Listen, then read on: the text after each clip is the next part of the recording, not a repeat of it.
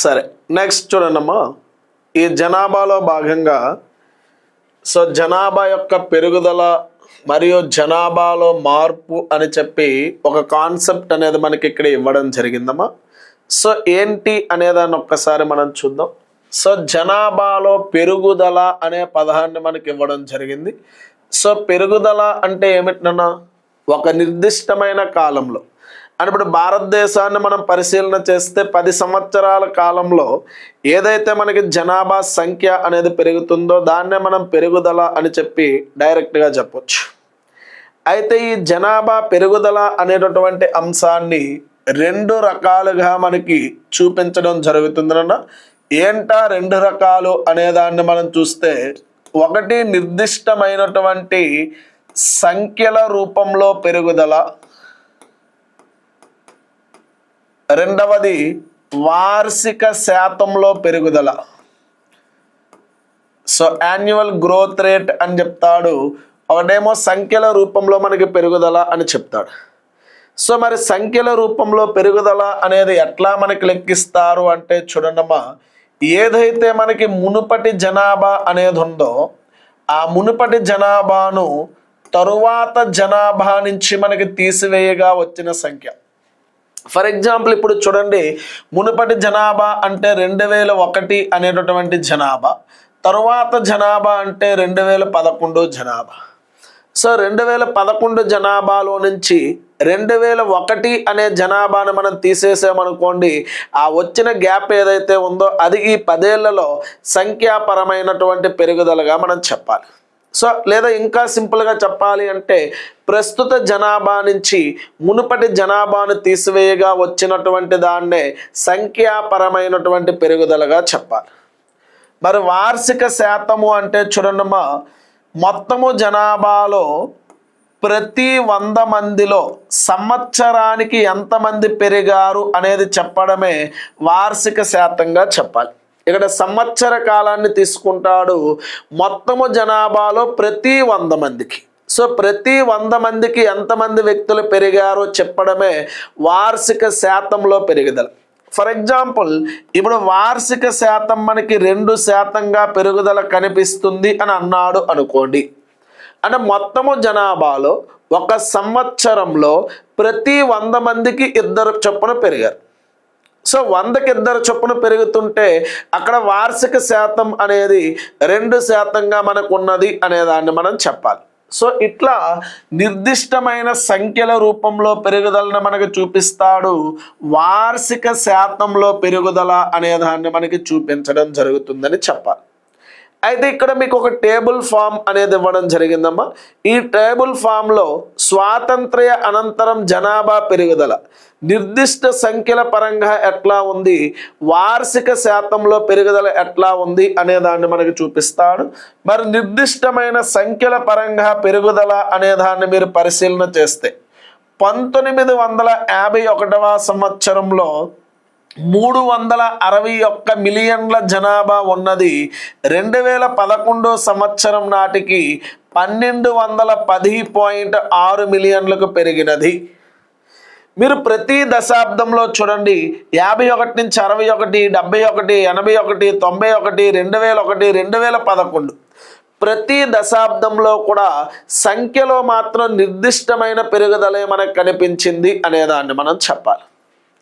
అదే మనం వార్షిక వృద్ధి రేటు అనేదాన్ని మీరు చూస్తే 1951 నుంచి 1981వ సంవత్సరం వరకు కూడా పెరిగినది. మీరు జాగ్రత్తగా చూడండి. 1951లో 1.25 ఉండేది, 61లో 1.96, 71లో 2.20, 81లో 2.22. ఈ 91 నుంచి కూడా మరలా 2.16, 1.97, 1.64 తగ్గుతా వచ్చింది. అంటే భారతదేశంలో స్వాతంత్ర్య అనంతరం 1951వ సంవత్సరం నుంచి 81వ సంవత్సరం వరకు వార్షిక వృద్ధి రేటు అనేది పెరుగుతూ 81వ సంవత్సరం తరువాత నుంచి వార్షిక వృద్ధి రేటు అనేది తగ్గుతుంది. మరి వార్షిక వృద్ధి రేటు తగ్గుతుంది అంటే మనం జనన నియంత్రణ కార్యక్రమాలకు ఒక సానుకూలమైన సూచిక. ఎందుకంటే జన నియంత్రణ అనేది మనం పాటిస్తున్నాం. మన పూర్వీకులు జన నియంత్రణ కార్యక్రమాలు అనేవి ప్రాపర్గా చేయలేదు కాబట్టే ఎక్కువ సంతానాన్ని కలిగి ఉండేవారు. సో మనం జన నియంత్రణ కార్యక్రమాలు చేస్తున్నాం కాబట్టి వార్షిక వృద్ధి రేటు అనేది మనకి తగ్గుతూ వస్తుంది. అయితే ఒక విషయాన్ని మీరు గమనిస్తే, సార్ మరి వార్షిక వృద్ధి రేటు తగ్గుతున్నప్పటికీ జనాభా సంఖ్యలో ఎందుకు తగ్గుదల రావట్లేదు అంటే, ఆల్రెడీ అత్యధిక జనాభాకు మనం రీచ్ అయిపోయాం కాబట్టి వార్షిక వృద్ధి రేటు తగ్గుతున్నప్పటికీ జనాభా సంఖ్య మాత్రం నిర్దిష్టంగా పెరుగుదలనే మనకి సూచిస్తుందని చెప్పాలి. మరి ఈ విధంగానే కొనసాగితే 2045వ సంవత్సరం నాటికి భారత జనాభా చైనాను అధిగమించి అగ్రస్థానం లోపలికి వస్తుంది అని అంచనా వేయడం జరిగింది. అయితే వాళ్ళ అంచనాలను తలకిందులు చేస్తూ 2023 నాటికే ప్రపంచ జనాభా లెక్కల ప్రకారం ఆల్రెడీ మనం కరెంట్ అఫైర్స్ పాయింట్ ఆఫ్ వ్యూలో అత్యధిక జనాభా కలిగిన దేశంగా మన రికార్డును సాధించడం జరిగినది. బట్ కరెంట్ అఫైర్స్ అనేవి మనకి ఇక్కడ పనికిరాదు కాబట్టి as per text book point of వ్యూలో ఏ సంవత్సరం నాటికి భారతదేశ జనాభా చైనాను అధిగమిస్తుంది అని అంచనా వేశారు అంటే 2045వ సంవత్సరం నాటికి భారత్ జనాభా చైనాను అధిగమిస్తుంది అనేది మనకు అంచనా వేయడం జరిగినది. Okay, clear? మరి దీనికి సంబంధించి ఒక చార్ట్ కూడా మీకు ఇవ్వడం జరిగింది. ఒక్కసారి చూడండి. వృద్ధి రేటు అనే దాన్ని మనం ఆల్రెడీ చూస్తున్నాం. 81 వరకు పెరిగి తరువాత మనకి తగ్గుతా వచ్చింది అనేది మనం. అలాగే మీరు జనాభా అనేది 1901వ సంవత్సరం నుంచి 2011వ సంవత్సరం వరకు చూస్తే, మీరు ప్రీవియస్ డయాగ్రామ్లో చూసింది అక్కడి నుంచి 1951 నుంచి 2011 వరకు దేశంలో చూస్తున్నప్పుడు గ్రాడ్యువల్గా పెరిగింది. బట్ 1901 నుంచి మనం చూస్తున్నప్పుడు మీరు చూస్తే 1911లో 252 మిలియన్ల ఉన్నది 1921లో 251 మిలియన్లకు తగ్గింది. ఈ ఒక్క దశాబ్దంలో మాత్రమే భారతదేశ జనాభా అనేది మనకి తగ్గినది.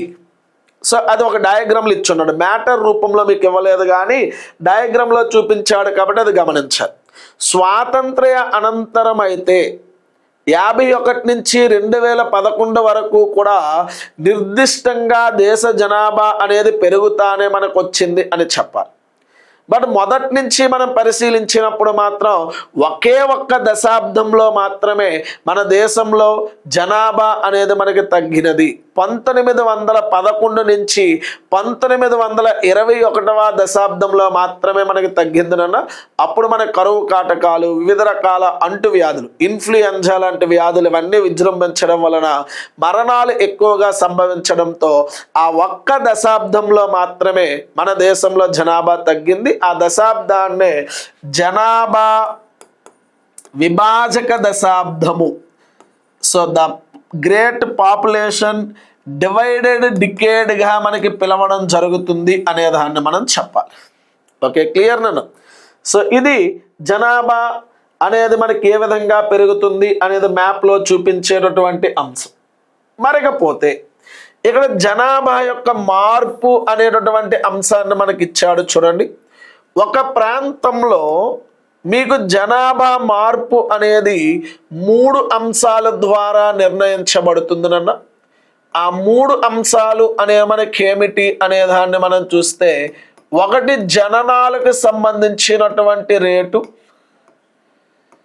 రెండవది మరణాలకు సంబంధించినటువంటి రేటు, మూడవది వలసలు అనేటటువంటి అంశం ఒక ప్రాంతంలో జనాభాలో మార్పును ప్రభావితం చేస్తాయి. అది పెరుగుదల కావచ్చు, తగ్గుదల కావచ్చు. నీకు పెరుగుదలైన జనాభా మార్పే అంటాం, తగ్గుదల అయినా మనం జనాభా మార్పు అంటాం. సో మరి జనాభా మార్పు అనేది ఎన్ని అంశాలు మనకు నిర్ణయిస్తాయి అంటే 3 అంశాలు: జననాల రేటు, మరణాల రేటు, వలసలు అనేదాన్ని మనం చెప్పాలి. మరి ఇవి ఎట్లా మనకు నిర్ణయిస్తారు అంటే, మీకు జననాల రేటు అంటే 1 సంవత్సర కాలంలో ప్రతి 1000 మంది జనాభాకు కలిగేటటువంటి సజీవ జననాల సంఖ్య. ఏదైతే సజీవమైన జననాలు అనే మనకు ఉన్నాయో, ఇక్కడ పీరియడ్ ఎంతమందికి తీసుకుంటున్నారు అనే స్టేట్మెంట్ ఇంపార్టెంట్ అని. సో ఒక సంవత్సర కాలంలో ప్రతి 1000 మంది జనాభాకు కలిగేటటువంటి సజీవమైన జననాల సంఖ్యనే జననాల రేటు అంటారు. సో భారతదేశంలో ఎప్పుడు కూడా మరణాల రేటు కంటే జననాల రేటు ఎక్కువగానే మనకి నమోదవుతూ వచ్చింది అని చెప్పాలి. సో ఈ జననాల రేటుకి మరణాల రేటుకి మధ్య గల వ్యత్యాసమే వృద్ధి రేటు లేదా సహజమైనటువంటి పెరుగుదల అని కూడా మనం పిలవడం జరుగుతుందని చెప్పాలి. మరి మరణాల రేటు కూడా ఒక సంవత్సర కాలంలో ప్రతి 1000 మందిలో సంభవించేటటువంటి మరణాల సంఖ్య ఏదైతే ఉందో ఆ మరణాల సంఖ్యనే మరణాల రేటుగా మనకి పిలవడం జరుగుతుంది. మరకపోతే వలసలు అనే వాటిని పరిశీలిస్తే ఒక ప్రాంతాన్ని విడిచి ఇంకో ప్రాంతానికి వెళ్ళి అక్కడ స్థిరపడడమే మనం వలసలుగా పిలవడం జరుగుతుంది. ఈ వలసలు అంతర్గతంగా మనకి జరగవచ్చు, అంతర్జాతీయముగా కూడా మనకి వలసలు అనేవి జరిగేదానికి అవకాశం అనేది ఉందనను. సో మన దేశంలో ఒక ప్రాంతం నుంచి మరి ఒక ప్రాంతానికి వెళ్తే అంతర్గత వలసలు అంటారు. ఒక దేశాన్ని విడిచి మరి ఒక దేశానికి వెళ్తే అంతర్జాతీయ వలసలు. సో మీకు మ్యాక్సిమం అంతర్జాతీయ వలసలు వెనుకబడినటువంటి దేశాల నుంచి అభివృద్ధి చెందినటువంటి దేశాలకు ఎక్కువగా వలసలు అనే మనకి జరుగుతూ ఉంటాయి. మరి అంతర్గత వలసలు అనే వాటిని మనం పరిశీలన చేస్తే అంతర్గత వలసలు ఒక దేశంలో గ్రామీణ ప్రాంతాల నుంచి పట్టణ ప్రాంతాలకు ఎక్కువగా వలసలు అనేవి మనకి జరుగుతున్నాయి అని చెప్పాలి. ఎందుకంటే మన గ్రామీణ ప్రాంతంలో పేదరికము అనేది మనకు ఉంటుంది, గ్రామీణ ప్రాంతంలో నిరుద్యోగము అనేది ఎక్కువగా ఉంటుంది, సామాజిక అస్పృశ్యతలు అనేవి మనకు ఎక్కువగా ఉంటాయి. అవన్నీ కూడా నెట్టే అంశాలు, పుష్ ఫ్యాక్టర్స్గా మనం పిలవడం జరుగుతుంది. అదే పట్టణ ప్రాంతాల్లో ఉపాధి అవకాశాలు ఉంటాయి.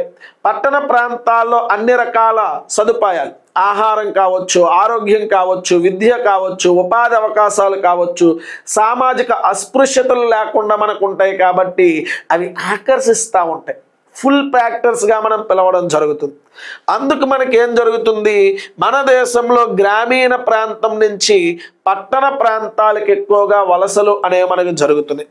తద్వారా మనకి పట్టణ జనాభా పెరుగుతుంది, పట్టణాల యొక్క సంఖ్య కూడా ఎక్కువగా పెరుగుతుందన్న దానికి సంబంధించి ఒక స్టేట్మెంట్ ఇచ్చున్నాడు. 1951వ సంవత్సరంలో మన దేశంలో 17.29% ఉన్నటువంటి పట్టణ జనాభా 2011 సంవత్సరానికి వచ్చినప్పటికీ దేశ జనాభాలో 31.80% పెరిగిందమ్మా. ఆ అంకెలు జాగ్రత్తగా చూసుకోవాలి. 1951 నాటికి 17.29% ఉన్న పట్టణ జనాభా 2011 నాటికి 31.80% పెరిగినది అనేదాన్ని గమనించాలి. అలాగే మీరు చూస్తే జస్ట్ ఒక దశాబ్దంలోనే 2001వ సంవత్సరంలో మిలియన్ జనాభా దాటినటువంటి నగరాలు భారతదేశంలో 35 ఉండగా, మనకి మిలియన్ జనాభా అంటే 10 లక్షల జనాభా దాటినవి మిలియన్ జనాభా కలిగినటువంటి నగరాలు, మెట్రోపాలిటన్ సిటీస్గా మనం పిలుస్తాం. అవి ఒకే ఒక్క దశాబ్దంలో 2011వ సంవత్సరం నాటికి 53కు పెరిగాయి అనేదాన్ని మనం చెప్పాలి. సో ఈ డేటాస్ అన్నీ కూడా మీరు గుర్తుపెట్టుకోవాలి. ఇవి ఏదైనా ఒక ప్రాంతంలో జనాభా యొక్క మార్పుని ప్రభావితము చేసేటటువంటి అంశాలు. ఒకటి జననాల రేటు, మరణాల రేటు, వలసలు. సో జననాల రేటు, మరణాల రేటుని మీరు ఆ డెఫినిషన్స్ అనే వాటిని జాగ్రత్తగా చూడండి. వలసల దగ్గరకు వచ్చినప్పటికీ గ్రామీణం నుంచి పట్టణాలకు జరుగుతుంది కాబట్టి ఆ పట్టణ జనాభాలో, పట్టణ సంఖ్యలో వచ్చినటువంటి మార్పులు అనే వాటిని చూసుకోవాలి.